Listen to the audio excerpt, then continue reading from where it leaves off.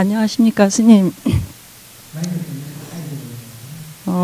저는 지난 8월 15일 날 아기 아빠를 갑자기 심장마비로 잃게 되었습니다.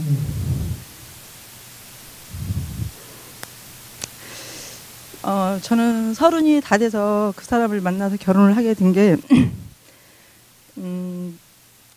서울에서 학교 다니는 동생들 뒷바라지를 하다가 밥을 해주고 있는데 너무 그게 싫어서 이제 직장은 안 다니고 이제 산을 많이 다니는데 집에서 이제 자꾸 결혼하라고 그러니까 어떻게 그 사람을 이제 집안 중매로 만나서 딱 4번을 보고 식장에서 결혼식을 올리게 됐습니다. 근데 그 사람을 잘 알지 못하는 과정에서 만나서 결혼을 하다 보니까 성격적으로 굉장히 극과 극으로 만나서 서로 싸우는 과정에서 말로 상처를 참 많이 주었어요. 그게 화살이 되어서 제 심장을 도려내는 그런 고통으로 지금 남아있는데, 어떤 인연으로 저희는 만나서 남들 반도 못 사는 삶을 살면서 서로에게 이렇게 휴한을 많이 남기고 갔는지 모르겠습니다.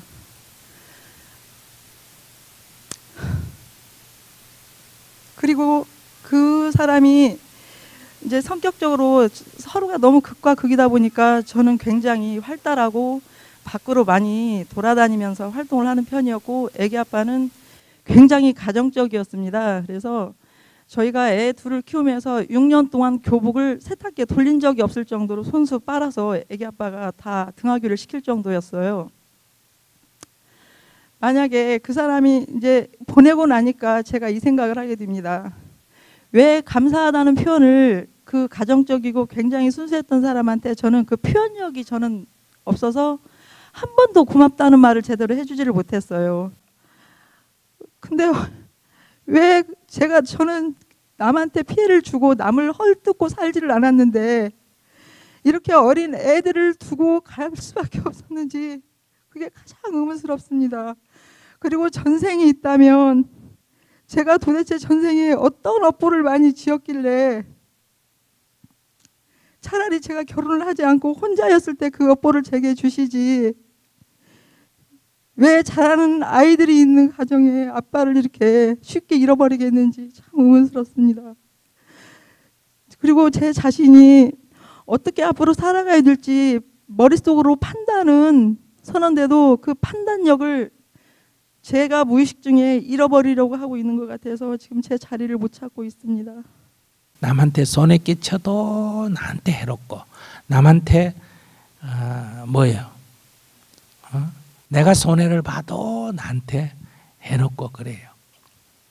그러니까 이제는 인생이라는 게 이런 줄 알았으니까 이 남편을 만나서 내가 인생에 대해서 못 모르고 살다가 인생에 대해서 많이 깨달음을 얻은 기회라고 생각하고, 남편은 어쨌든 자기 만나서 행복하게 살다가 죽었기 때문에 그 남편한테 너무 내가 죄책감을 가질 필요는 없다. 예, 알겠습니다. 감사합니다. 네.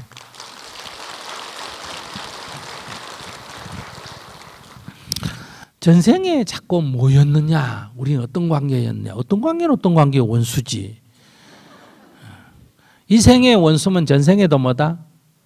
원수고, 이 생의 사이가 좋으면 뭐다? 전생의 사이가 좋은데, 전생의 사이가 좋아서 이 생의 사이가 좋을까? 이 생의 사이가 좋으니까 전생의 사이가 좋았다고 결정을 할까?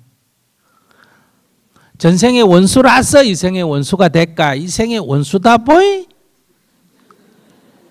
전생의 원수였을까? 우리가 상식적으로 생각하면 원인이 있고 뭐가 있다? 결과가 있지 않습니까? 그죠? 그래서 전생의 원수였으니까 이 생에 필연적으로 원수고, 전생에 선년이었으니까 이 생에 선년이 된다, 좋은 인연이 된다, 이렇게 생각하는데 인생은 그렇지 않습니다. 왜냐하면 전생은 어떤지 아무도 몰라요. 제 말 이해하시겠어요? 모르니까 이 생이 나쁘면 전생에도 뭐가 된다? 나쁜 게 되고, 이 생이 좋으면 전생에도 좋았던 게 돼요. 그래서 우리 부부는 전생에 뭐였을까요? 하면 내가 금방 답을 알죠. 전생이 원수지 이러죠. 왜 그럴까? 이 생에 나빠서 나한테 물었으니까 전생에 나쁘다 하면 앞뒤가 딱 맞잖아. 그죠? 이 생에 막 서로 좋은 사람이 나한테 와서 스님요 우리는 전생에 어떤 관계였을까 이렇게 묻는 사람 있을까 없을까? 없어요. 묻는 건 다 이 생에 안 좋은 거예요. 그래서 스님이 금방 맞춰주죠. 전생이 원수다 이렇게. 사람들이 보통 이러죠. 여자분이 옛날부터 아이고 이 웬수야 하는 건 두 종류가 있습니다. 눈을 뜨고 아이고 이 웬수야 그래요. 남편하고 또 하나는 자식하고. 애미게는 건 남편하고 누구하고다? 자식하고요. 그래서 그것이 이제 전생 탈영할 때 어떻게 나온다? 전생에 원수가 뭐가 된다? 부부가 되고 전생의 원수가 뭐가 된다? 부모 자식이 된다. 이런 말이 나오는 거예요. 그러니까 전생의 원수라서 부모 자식이 되고 원수라서 부부가 되는 게 아니라 부부가 하도 원수같이 사니까 전생에 뭐였다? 원수였다. 부모 자식이 하도 원수가 되니까 전생에 원수였다. 이런 추론이 나오는 거예요. 그러면 왜 부모 자식이 원수가 될까 이 말이에요. 자연계, 동물계 부모 자식이 원수 되는 거 봤어요? 못 봤어요? 못 봤지? 근데 인간은 부모 자식이 원수가 되잖아요. 그건 왜 그러냐? 20살이 넘으면 정을 딱 끊어가 니는 니고 나는 나고 이렇게 딴 사람이 돼야 되는데 거기 자꾸 자식은 부모한테 의지하고 부모는 자식을 집착하고 하니까 이게 원수가 되는 거예요. 20살이 넘었는데 부모가 자식에 집착해가 자식을 돌보려니까 부모는 힘이 들고 20살이 넘은 자식이 부모한테 간섭받고 잔소리 들으니까 자식은 속박받으니까 부모가 미워지고 이런 거예요. 또 부부지간에는 왜 원수가 될까? 동물은 어때요? 볼일 있는 날만 딱 볼일 보고 그 다음엔 서로 상관해야 안 해요? 안 하지. 그죠? 근데 여러분들이 결혼을 하더라도 그냥 저녁에 볼일 있으면 볼일만 보고 낮에는 각자 일하고 이러면 되는데 그걸 마치 지 손발처럼 지 거라고 온갖 간섭을 하니까 답답해서 못 살잖아요. 혼자 살기는 외로워서 못 살고 결혼하면 속박을 받아서 못 살아요. 어디 가는 것도 눈치 봐야 되고 이렇게 남편하고 결혼해가 남편이 뭐 주는 돈하고 이런 거 저런 거 갖고 사는 편안함이 있는 반면에 또 다른 한쪽은 뭐예요? 사람이 속박을 받아요. 남편도 마찬가지. 아내가 집안일 해주고 애 커주고 이런 좋은 점도 있지만은 이건 뭐 온갖 간섭 다 받고 살잖아요. 그러니까 힘들어요. 그러면 결혼은 반드시 이렇게 속박을 받냐? 그렇지 않습니다. 그러니까 서로가 협력해서 할까 하고 서로의 자유를 어느 정도 인정하고 그 자유라는 게 무슨 나쁜 자유가 아니라 어느 정도 개인이 어디 가고 오고 뭘 들으러 가고 이런 강의 들으러 가는 것도 자기가 듣고 싶으면 가면 되는데 이것도 낮에 무슨 쓸데없이 여자가 돌아다니냐 어쩌냐 이런 간섭 다 받고 사니까 사람이 어떻게 살겠어요. 그러니까 사람이 막 혼자 살고 싶다 이런 생각이 들고 혼자 사는 스님이 부럽고 그런 거예요. 아이고 스님은 좋겠다. 온 천지로 지 맘대로 돌아다니고 이런 생각. 자기도 뭐 돌아다니면 돼요. 그 이런 것들이 다 자기가 잘못해서 그래요. 그 여성분이 이게 심한 거는 집착이 강해서 애착이 강해서 그렇다. 자식한테 애착이 강하고 남편한테 애착이 강하니까 남편하고 원수가 되고 자식한테 원수가 된다. 이런 이게 다 누가 만든다? 자기가 만드는 거. 무슨 죄를 지어서가 아니라 집착이 결국은 괴로움을 스스로 만들어내기 때문에 우리가 집착을 버려라 이렇게 말하는 거예요. 그러니 살아 있었을 때, 그러니까 부부 싸울 때 저한테 물어봤으면 남편 소중한 줄 알고 살아라. 그러다 죽으면 네 후회한다. 이런 소리 듣는 거예요. 아시겠어요? 근데 살아 있을 때는 뭐 지가 아무리 까불고 난동 피우고 성질 부려도 남편이 뭐 천년만년 지 옆에 있을 줄 알아요. 지만 좋아할 줄 알아요. 근데 이렇게 갑자기 가버리거나 안 그러면 눈을 딴 데 돌려가 가버리거나 이런 일이 생긴단 말이에요. 그러면 이제 또 잃어버린 뒤에 또 울고 불고 또 난리요. 남의 밥에 콩이 굵다고 딴 여자한테 가면 이제 또 좋아 보이는 거예요.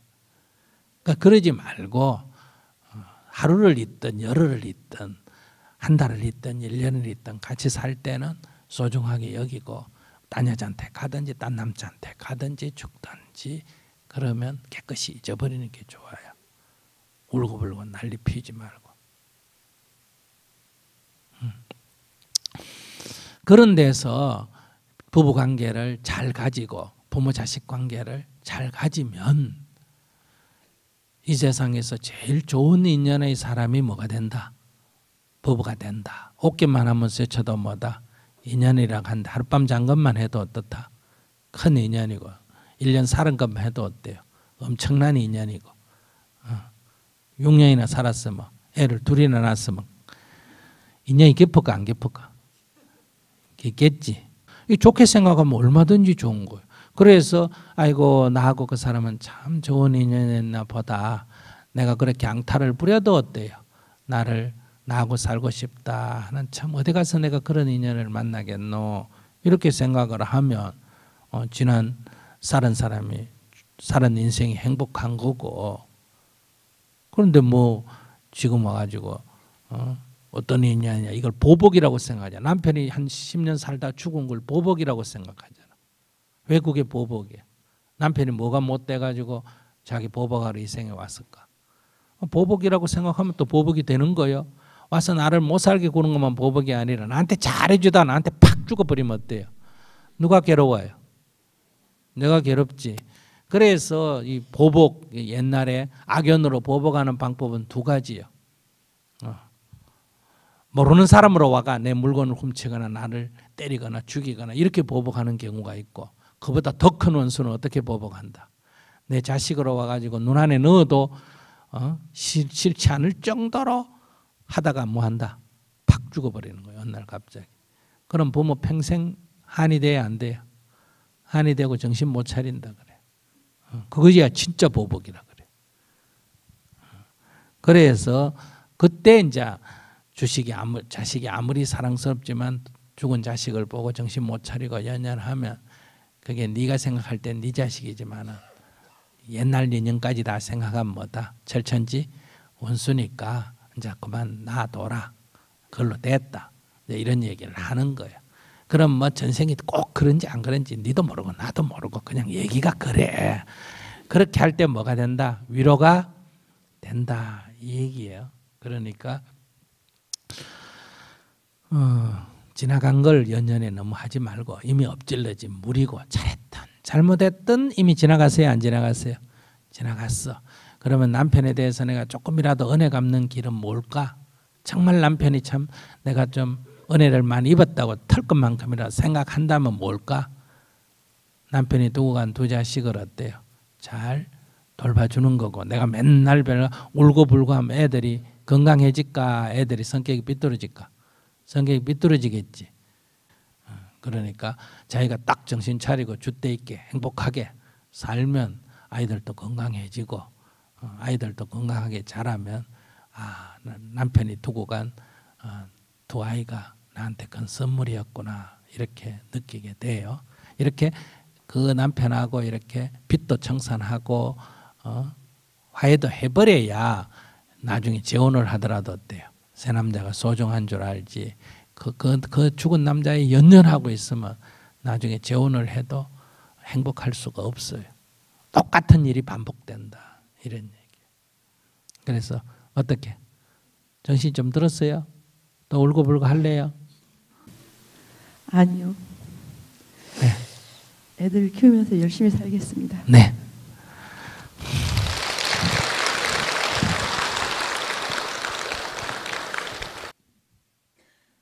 예, 반갑습니다. 네네. 인생 100세 시대잖아요. 네네. 그리고 고령화 시대. 네네. 박근혜 대통령도 그것 때문에 고민이 많은데요. 제 나이가 지금 한갑이에요. 네. 그런데 제 나이가 우리 어려서는 상노인이었어요. 한갑이면요. 네네. 지금은 청년이잖아요. 네네. 예. 그런데 앞으로 이제 100세 시대인데 30년을 더 살아야 되는데 네. 여기 모든 분들 다 해당되잖아요. 젊은 분들도 이제. 그런데 네.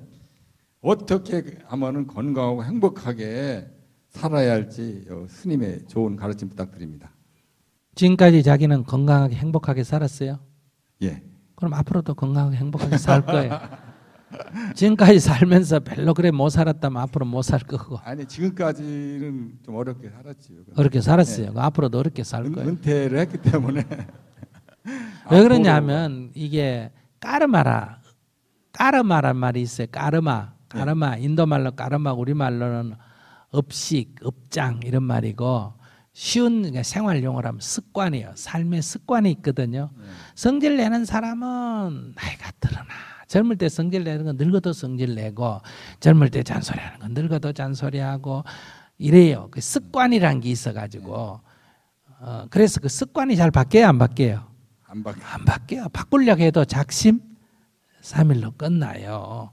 그래서 이 삶의 습관을 바꾸는 게 수행이라 그래요. 쉽게 얘기하면. 그러니까 이 괴로워하는 것도 이것도 습관이에요. 자기는 괴로울 일이 있어서 괴롭다 그러지만 옆에서 구경하면 별일하는 것도 그 사람은 늘 괴로워해요. 아시겠어요? 그러니까 제가 여러분께 해주고 싶은 습관을 좀 바꾸라는 거예요. 뭐다? 사물을 부정적으로 우리는 늘 봐. 이 뇌의 구조가 요즘 과학자들이 밝혔는데 그래요. 이게 기본적으로 사물을 부정적으로 보도록 돼 있대요. 그 사람 말이 맞는지 모르는데 아마 저는 이렇게 생각해요. 지금 사람들의 삶의 습관이 사고의 습관이 부정적으로 보니까 아시겠어요? 이 뇌의 작동이 연구를 해보니까 부정적으로 작동하니 뇌가 부정적으로 작동하구나 이런 결과가 나오지 않았느냐. 우리가 전부 긍정적으로 만약에 사고를 한다면 뇌를 연구하는 사람이 볼 때는 어때요? 뇌라는 건 긍정적으로 작용한다 이런 결론이 나지 않겠느냐. 지금 우리 전체 사람들의 그러니까 다수는 전부 다는 아니고 다수는 어떤 사물을 볼 때 긍정적으로 보기보다는 부정적으로 많이 보는 지금 사고의 습관을 가지고 있어요.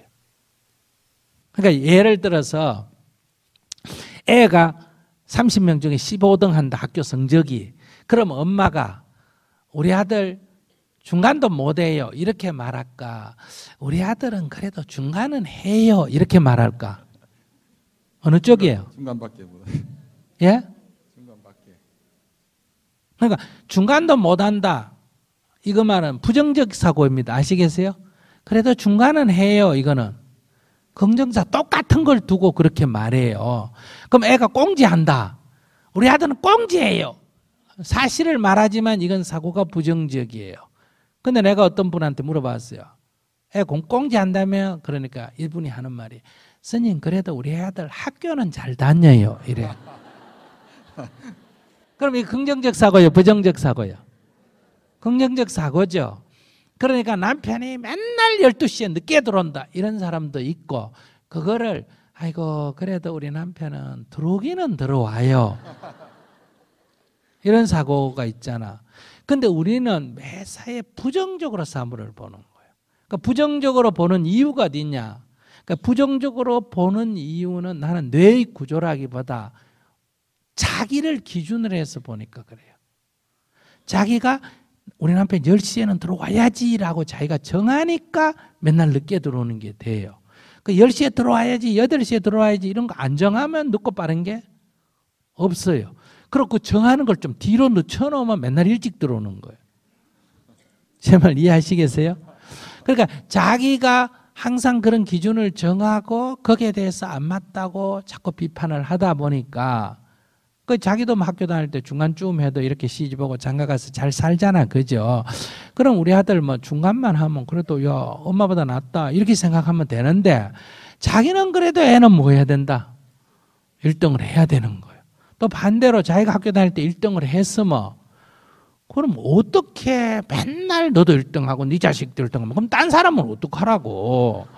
그러니까 내가 다닐 때 1등 해봤는데 1등 했다고 뭐 친구들 보니까 중간한 애나 별 차이가 사는 게 없다면 애는 중간에도 아이고 그래 그거 뭐 굳이 1등 할 거 뭐가 있노 그냥 대강 다녀라 이럴 수 있어야 되는데 내가 1등 했으니까 니도 1등 해라 내가 1등 못했으니까 니는 1등 해라. 사고가 전부 이런 식이라는 거예요. 그래서 저는 학교 다닐 때 안 빼먹고 다녔는데 지금 생각해보면 그러면 안 빼먹고 다닌다고 뭐 특별한 수도 없었어요. 그래서 애들 뭐 좀 빼먹어도 괜찮다고 생각하고요. 그 다음에 제가 그 중학교 때 막 그 학기 말고사에 막 이렇게 전전긍긍하다가 그 뭐 월말 시험에 전전긍긍하다 어떤 때 제가 수학을 잘했는데 수학기 어떻게 성적이 조금 못 나오면 막 가슴앓이를 하고 이랬는데 지금 생각해 보면 그때 뭐 성적이 100점 나오나 80점 나오나 지금 내 인생이 달라졌겠어요? 지나놓고 아무것도 아니에요. 그냥 80점 나오면 80점 대로 받고 등수가 5등 나오면 5등으로 받고 1등 나오면 1등으로 받고 그냥 이렇게 살면 되는데 그때는 막 그게 막 전부인 줄 알았어. 근데 지나놓고 보니 전부가 아니다. 그럼 엄마가 애들이 그거 갖고 전전긍긍하면 오히려 엄마가 야야 나도 학교 다닐 때 그게 막 전부인 줄 알았는데 지나놓고 보니 전부도 아니더라. 지나간 거 갖고 전전하지 말고 아쉬우면 다음에 잘하면 되지 않냐. 이렇게 얘기해 주면 되는데 애보다 엄마가 더 방방 뜨는 거예요. 그러면 도대체 살아온 삶의 경험이 작동을 안 한다는 거예요. 작동을. 그래서 우리가 아까도 저기 결혼해서 살은 사람한테 제가 그런 얘기 했잖아요. 잘못 살았으면 잘못 살은 거를 교훈화시켜서 다음엔 내가 안 이래야 되겠다고 삼으면 되지. 자꾸 잘못 살은 거 갖고 지금 얘기해봐요. 소용이 없다. 넘어졌으면 발딱 일어나야지. 앉아가 주저앉아가 울면 안 된다 이거예요. 그럼 우리 어릴 때 한번 돌아가서 보세요. 여러분들 초등학교 때 중학교 다니는 언니들 부러웠어요? 안 부러웠어요? 부러웠죠. 나도 언제 언니처럼 빨리 내가 중학교 다니면 친구들하고 어울려 다니고 이런 게 부러웠잖아. 중고등학교 때 막 공부하기 바쁠 때 대학 다니는 언니 부러웠어요? 안 부러웠어요? 부러웠지. 나는 공부한다고 죽겠는데 막 연애 쌓고 이러잖아. 그 대학 다닐 때 취직한 선배 부러웠어요? 안 부러웠어요? 부러웠지. 자기가 취직해가 회사 다니면 결혼해가 신혼 꾸려놓은 선배 부러워요? 안 부러워요? 부럽지. 근데 내가 초등학교 때는 초등학교가 죽겠고 중학교 때는 중학교가 죽겠고 대학 가면 대학이 죽겠고 직장 다니면 직장이 죽겠고 혼자 살면 혼자 사는 게 죽겠고 결혼하면 결혼 생활에 죽겠고 애 키우면 애 키운다고 죽겠고 그러니까 자기는 맨날 죽겠다고 하고 아시겠어요? 그러니까 오지 않는 미래는 남 보고 부러워하고 자기 일은 걱정하고 지나가 버린 건 어떠냐? 그때는 죽겠다 해놓고 이제 또 그리워합니다. 지금 생각해보면 초등학교 때 그리워요? 안 그리워요? 사춘기 때 그립고 대학 때 그때가 좋았고 처녀총각 때가 좋았고 신혼살림이 그래도 좋았고 이래. 그때는 죽겠다 해놓고 지나가는 또 그때를 그리워하고. 그러니까 이거를 충청도니까 경상도 사투리를 전 충청도 사투리 이런 거를 그러니까 이 거꾸로 생각하는 거. 밥 먹으면서 똥 생각하고 똥 누면서 밥 생각하는 거. 밥 먹을 때는 밥만 먹고 똥 눌 때는 똥만 놓아야 되는데 이렇게 거꾸로 하는 걸 경상도 사투리로 뭐라 그런지 알아요? 디비 쫀다 그래. 디비진다 이 말은 거꾸로 됐다 이 말이에요. 그 거꾸로 논다 이 말이에요. 그 우리가 인생을 늘 이렇게 거꾸로 놀아.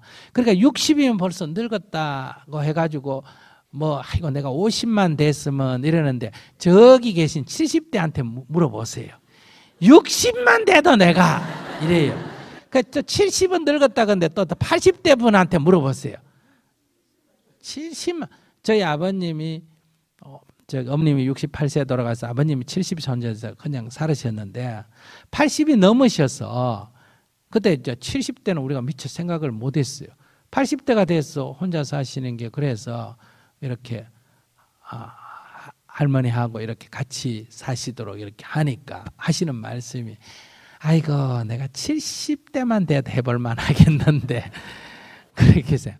그러니까 이게 늘 지나놓고 보면 그때면 된다 그러거든요. 그래서 인생은 어떻게 살아야 되냐.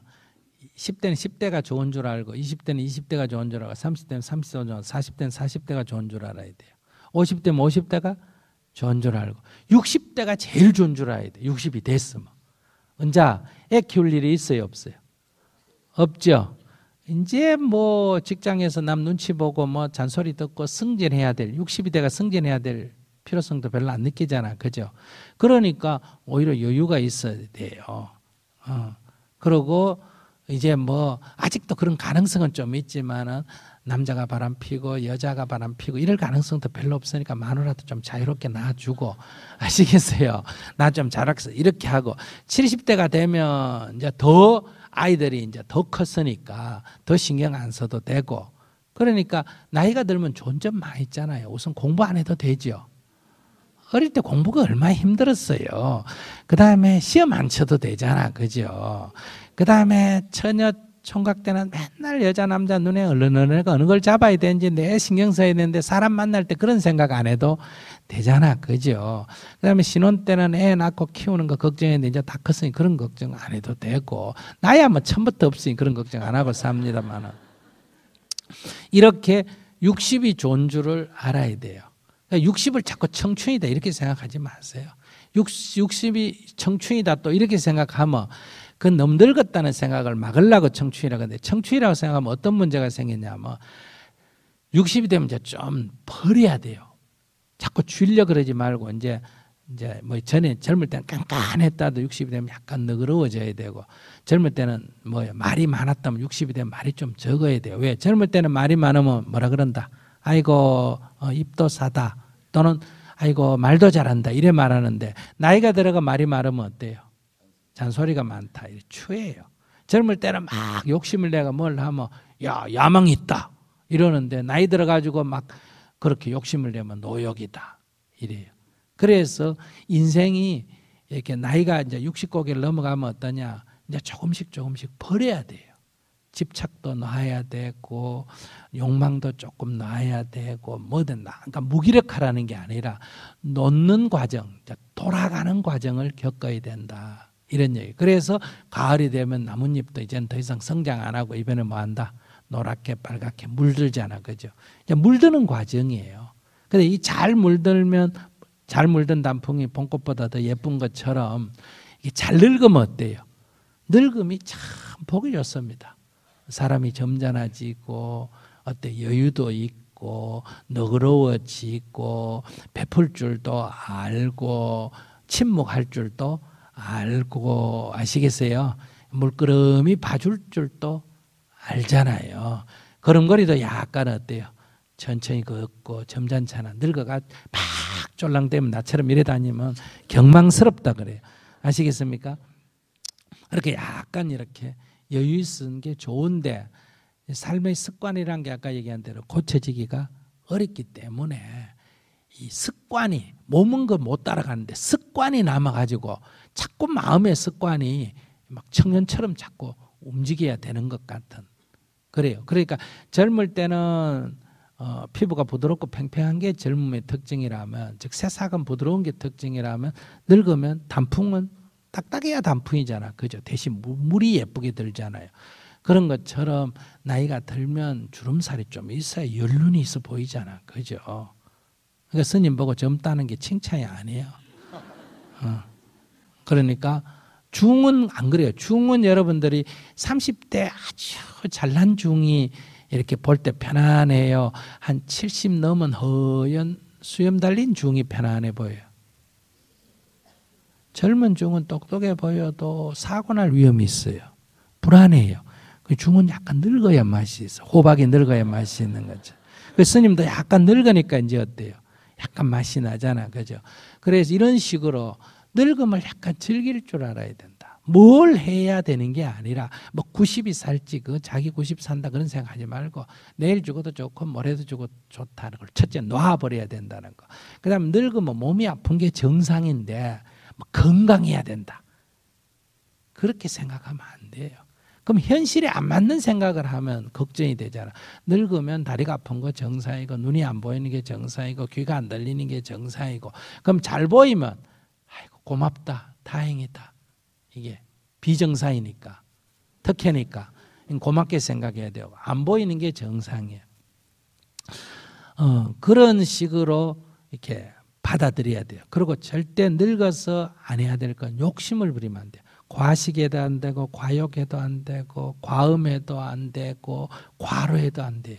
젊을 때는 과로해가 쓰러져도 그냥 2, 3일 휴식하면 되는데 늙으면 이게 가을 날씨는 어때요? 비가 한번 올 때마다 뭐합니까? 기온이 떨어지듯이 봄에는 비가 한번 올 때마다 따뜻해지듯이 그렇기 때문에 과로해가 쓰러지면 과욕, 과음, 과식 뭐해가 쓰러지면 늙음이 자꾸 더 빠른 속도로 재촉이 됩니다. 그러니까 늙어서는 어쨌든 과로하지 않도록 뭐든지 과하지 않도록 조정하는 게 아무리 음식이 맛있어도 많이 먹으면 안 되고 아무리 술을 좋아해도 이제는 많이 먹으면 안 되고 조금씩 정기적으로 적당하게 먹어야 되고 이제 뭐든지 일도 욕심 너무 내지 말고 적당 시간을 만약에 하루에 8시간 일했다면 하루 7시간, 6시간 일을 줄여야 돼요.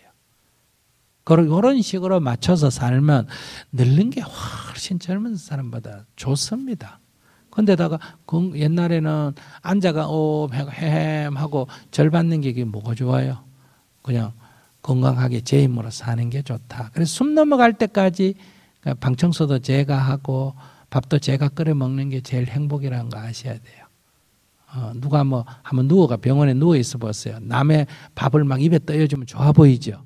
예, 제 손보다 더 효자는 없고 제 입보다 더 효자도 없고 제 학문보다 더 효자도 없습니다.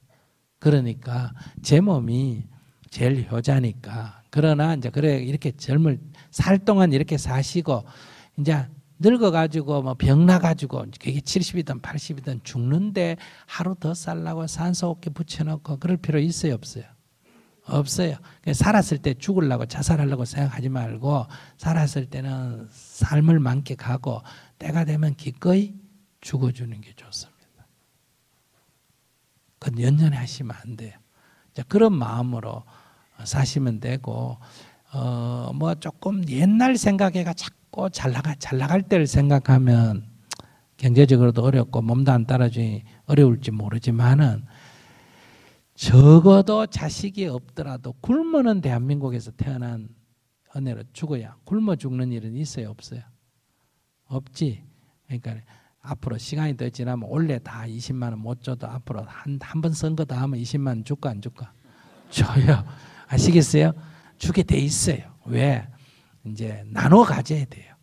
그동안에 일한다고 바빴는데 이제는 좀 나눠 가져야 돼요. 그래서 되니까 너무 자식한테 의지 안 해도 되고 뭐 뒷돈 안 모아놔도 되고 없는 게 제일이에요. 미국 가보니까 있으면 병원비가 많은데 아예 없으면 어때요?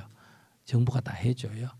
그러니까 너무 걱정하지 말고 그렇게 여유롭게 살고 저는 젊을 때는 자기 가진 재능을 팔아서 다 월급을 받고 돈을 벌었는데 이제 연세 60이 넘으시면 이제 강의를 해도 무료로 해주고 뭐 봉사도 해주고 이렇게 옆에 사람한테 도와주는 역할 내가 나서가 하기보다는 젊은 사람이 하도록 마누라가 하도록 딴 사람이 빛나도록 옆에서 도와주는 역할 이런 거 하면 훨씬 보람이 되지 않느냐 이런 말씀을 드리고 싶습니다. 네, 고맙습니다. 항상 감사합니다.